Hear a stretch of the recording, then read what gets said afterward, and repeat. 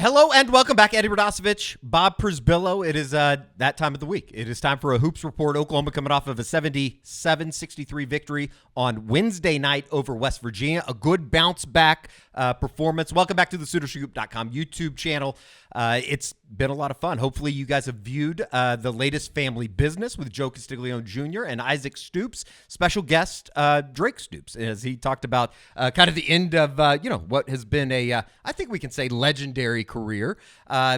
This is the Hoops Report, though. It's time to talk about the number 15th ranked Oklahoma Sooner basketball team as they kind of embark on a little bit of an important stretch here, kicking off what is going to be a stretch of 2 weeks, Bob, with 3 home games in of the 4. Obviously, the 4th coming up on Saturday, a road trip up to Cincinnati. One of the new additions to the Big 12 that has been really good. I think they're really, really good. It'd be a nice victory. We'll get to that here shortly, though.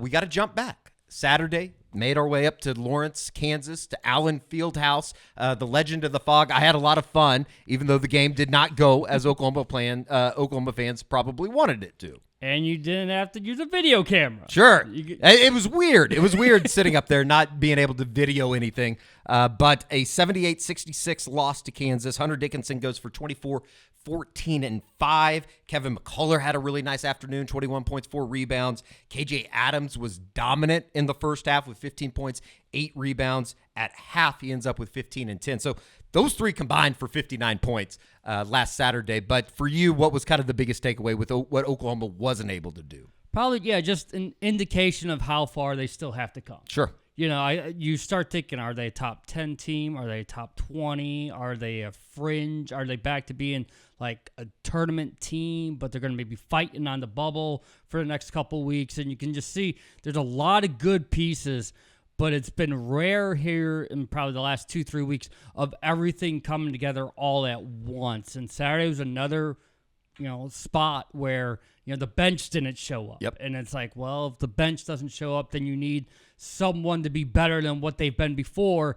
And they didn't quite have it on that afternoon, but you're getting an idea of, okay, this is what it's going to take the next 2 months. Particularly in the first half, Oklahoma was able to survive a couple of those Kansas runs where, Allen Fieldhouse didn't get chaotic at times, and it just got away from them in the second half. And I think that's going to be, Bob, something that we talk about time and time again with this group is what are you going to get on the road from, and I'm sure that you guys are nodding your head and saying it with us, Rivaldo Suarez and Littre Darthur. Yeah, I mean, these are 2 experienced guys coming from the portal. They're the reason why Porter went after them. It's because they played so much ball that they wouldn't be afraid of these moments. Like, they wouldn't be overwhelmed by going to the Fog when you've played for 4 or 5 years. But they just didn't have it last week. I know you've made the comparison, and I was like, man, I hope you're not right, but you might end up being that way. I think that's just college basketball. Like, you look at every team outside of maybe a Kansas who isn't very deep, so you have the same players out there.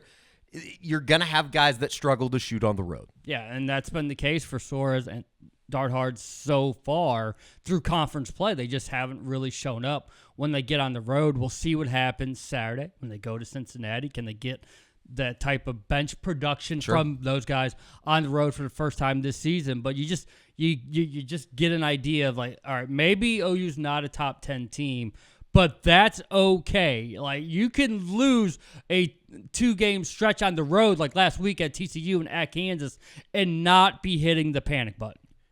You got to protect home court, Texas. We'll talk about them here shortly. After the game last Saturday, Porter Moser spoke with the media. We were up there, and here were his thoughts on the 78-66 loss. I thought we came out. We were ready to play, but they got us right in the mouth right to start. We called timeout. Thought the last 15 minutes, thought we played really well to get it back to 1.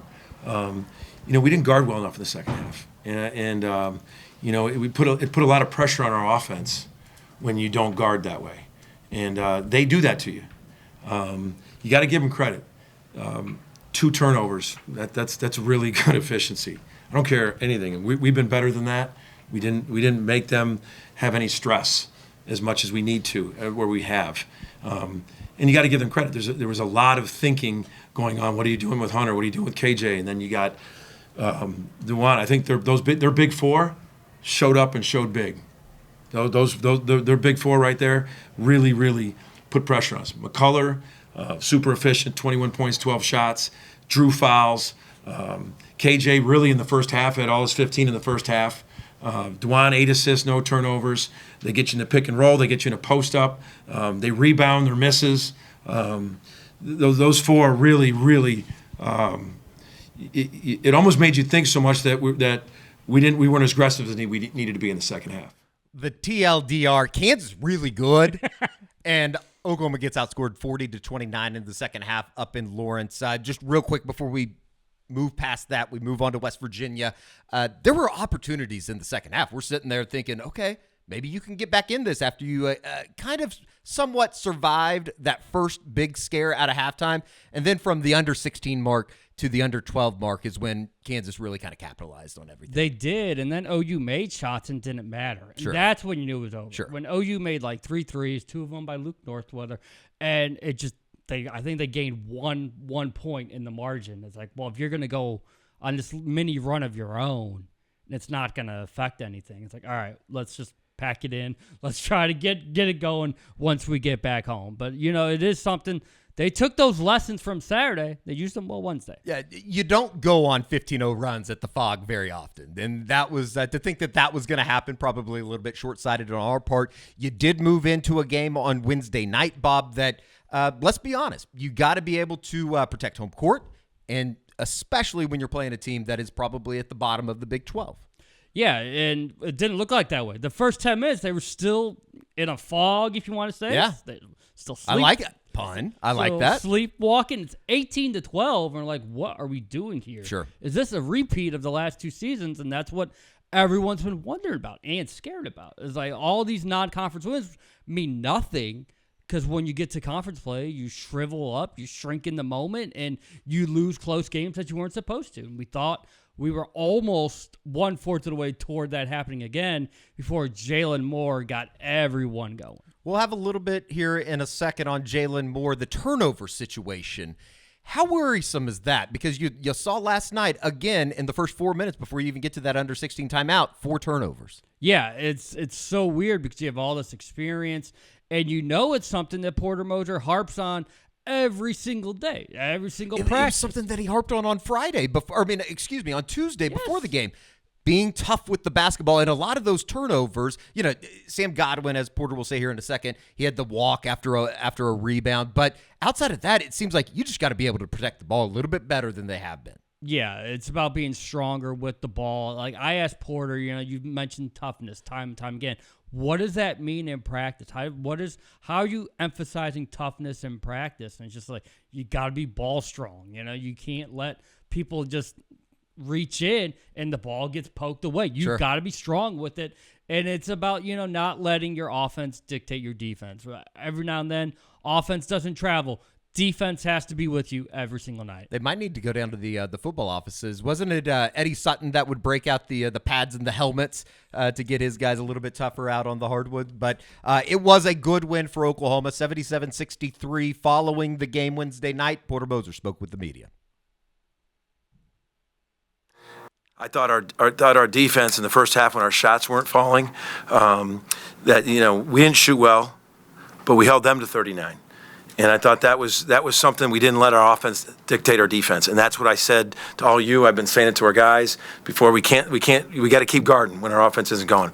We got to take care of the ball. I mean, to start the game, we had 4 before the first media.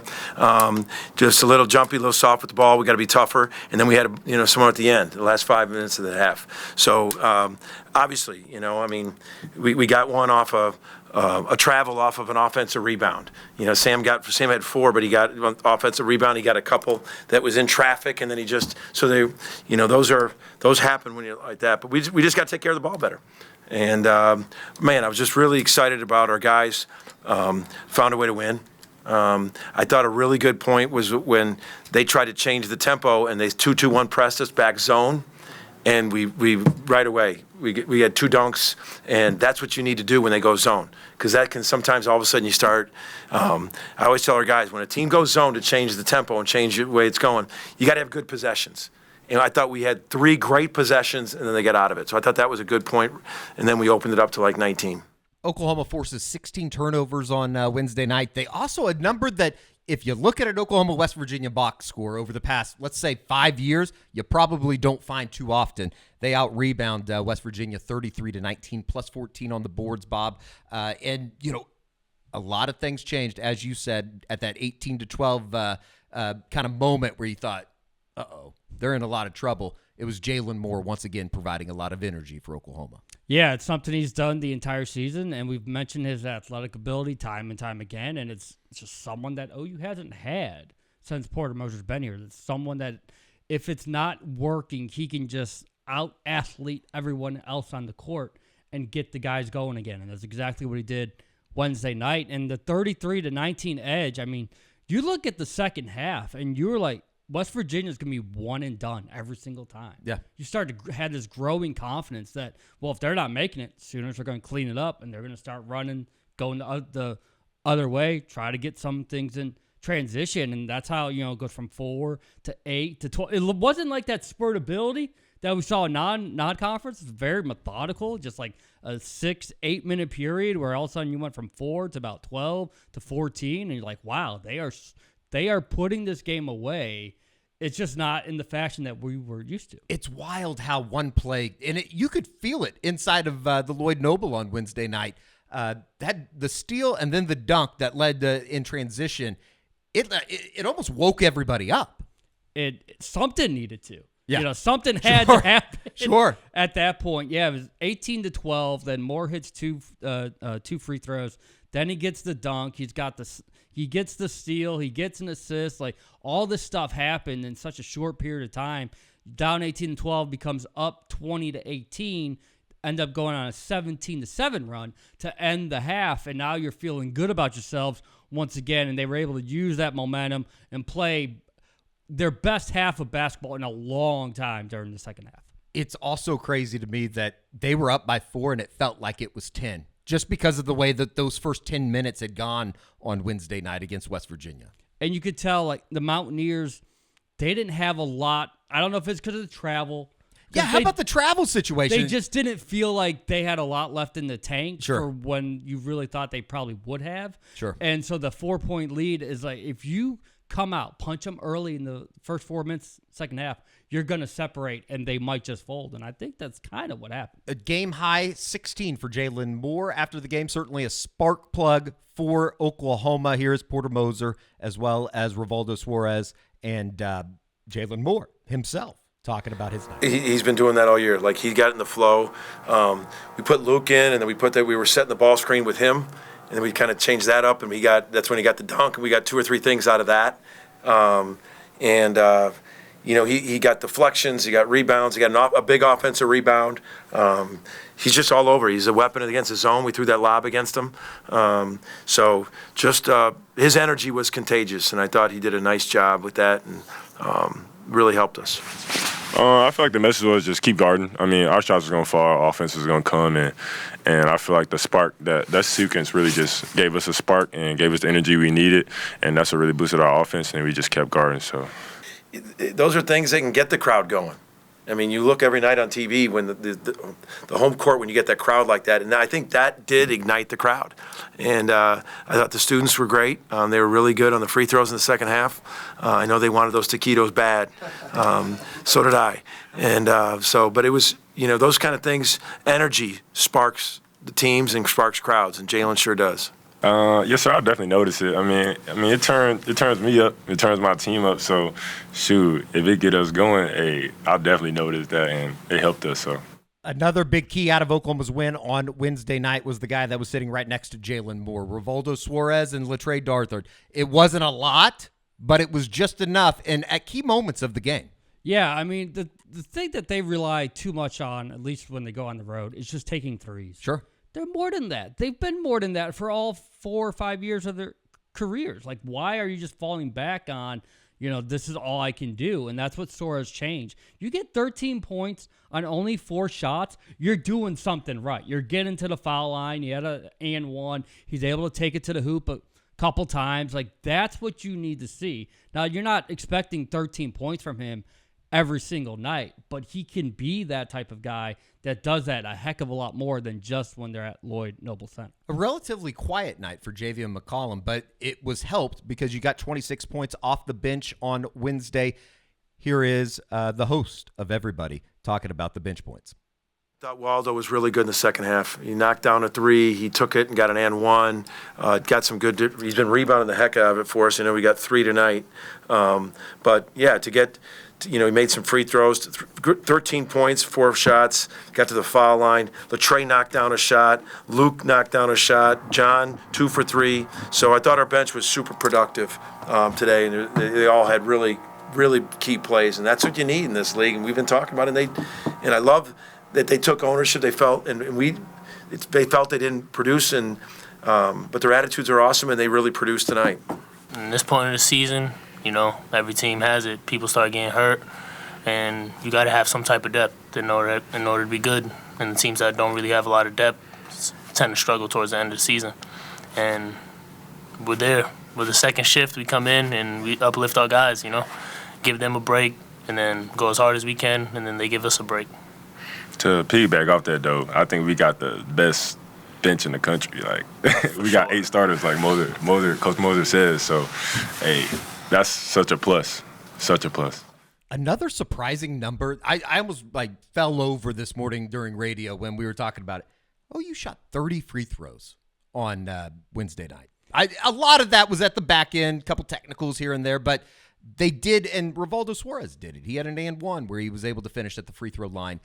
That's going to be important, especially to get some of those relatively easier buckets when you travel up to Cincinnati, another hostile environment on Saturday. Yeah, the first half was strange. Each team only had 3 fouls. Yeah. All right, no one's in foul trouble. We'll see what they bring in the second half. And OU was very aggressive. You could see it's a change in a mindset.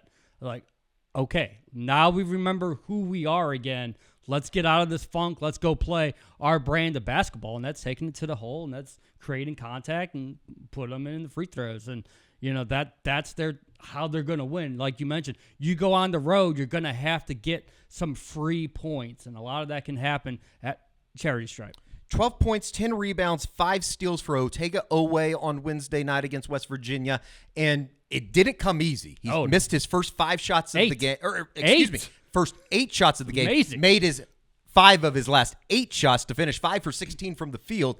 Not necessarily the prettiest performance from the field, but at the same time, you look at the stat line, very, very productive night. Yeah, that's the maturity that we've mentioned here a couple times. Just someone that, if he's not making the shots, not controlling everything else about him. And there are a lot of times he got his own rebound. Sure. We're watching some of the clips now. It's like he drove in like he was a true freshman again, just throwing it up. But he had the wherewithal to pick up offensive rebound, put it off the glass, make another bucket. That's his first double-double of his career. He had 7 steals earlier this season, now a game with 5. So he's just got that knack for, okay, if I made a bad decision on offense, it doesn't mean anything about how I'm playing defense. I'm still going to give my best effort. And when he does that, I think he surprises some of the opposing teams with how athletic and how good he can really be at block shots and getting those steals. It seemed like he kind of led the charge, too, in the second half of getting to the rim. He made it a point that if my jump shot's not falling, I need to get to the rim and finish. He did it so well against Kansas, too, getting around. Yeah, because that was the fallback in TCU. He had all those missed layups where it's like that's 6 or 8 points that he left on the table.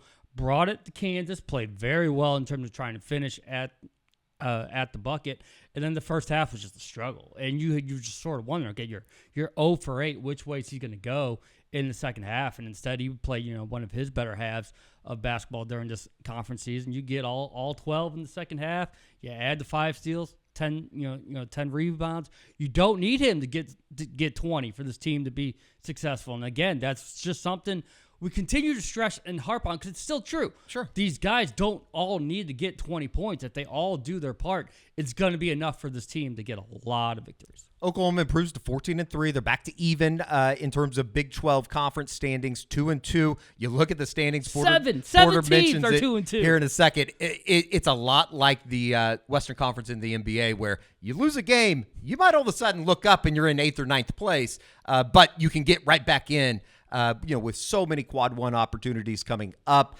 We move on into Saturday, a noon tip-off in Cincinnati, a team that I believe is 29th in the net rating this morning. Oklahoma actually falls, as you said, before we started taping, 4 spots last night after a win against West Virginia.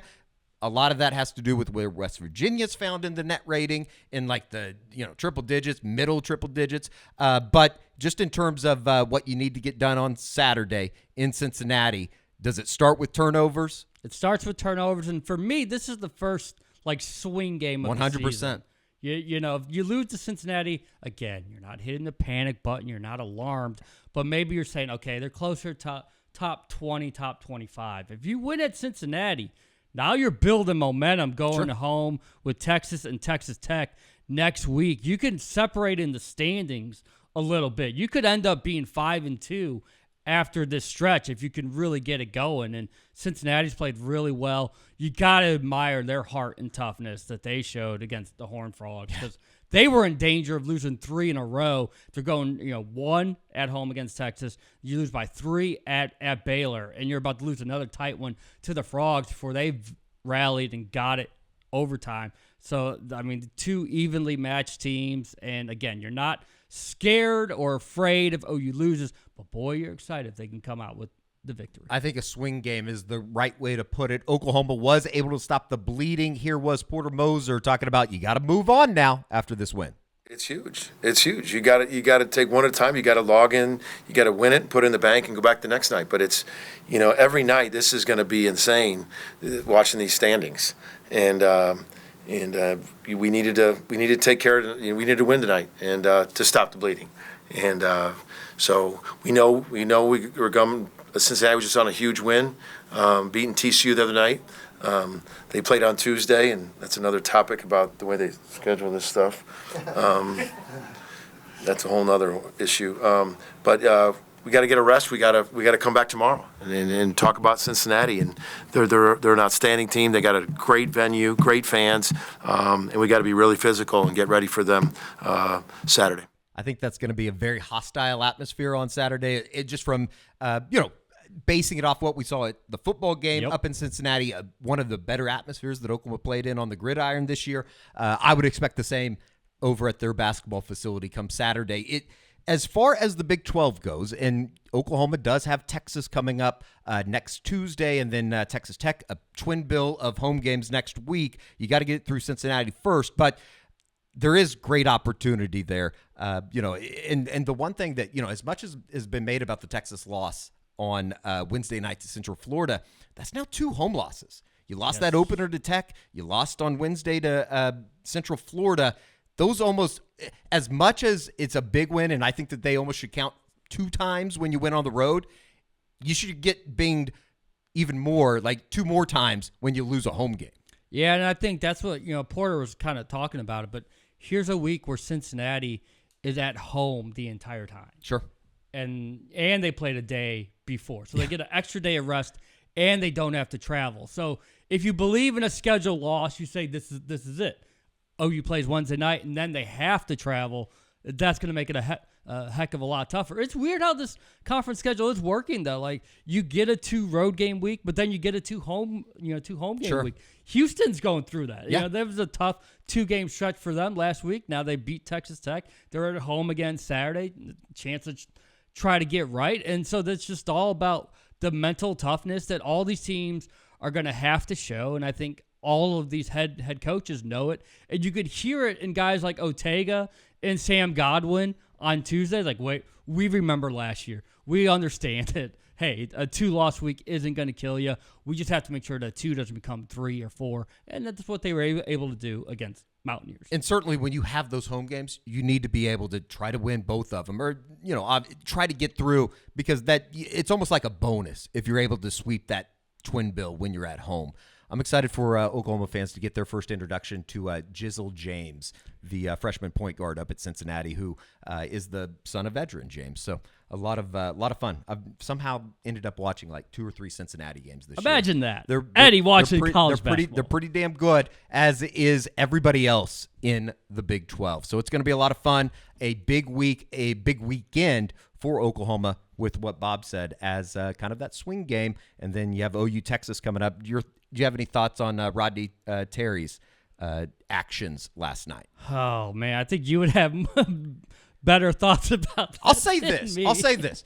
When he stepped in and what he did for Chris Beard last year, I thought was awesome. I thought he deserved to get the job. But when you do the stunt that you did last night, and which is the ultimate irony in talking about class and then yelling at another coach's players after the game that you lost, which, by the way, a terrible loss, got outscored by 18 in the second half on Wednesday night.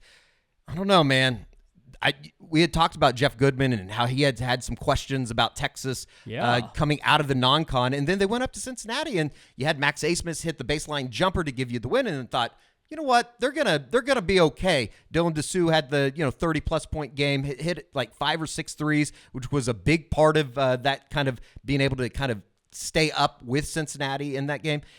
I don't know, man. I don't know. If Dessou's going to be out for a long, extended period of time, it could get pretty treacherous, especially in this league. As Oklahoma State's learning, it's not the year to exactly be stumbling through any type of week. Yeah, you got to kick them while they're down. They got Baylor this weekend. We'll see what the Bears can do there. But yeah, this is prime chance to get, for Moser, Texas, OSU has been incredibly tough for him these first 2 years. So if you can get Texas while they're on a downswing, perfect time to capitalize. I think it's a win that eventually will carry weight. I think Texas eventually finds itself. But such a weird thing for Rodney Terry to go back to. I mean, this horns down stuff. I mean, we know it. Your thing is your movement is more than 5 years old. This isn't like something that just happened. Make sure you're visiting hornsupforpeace.org.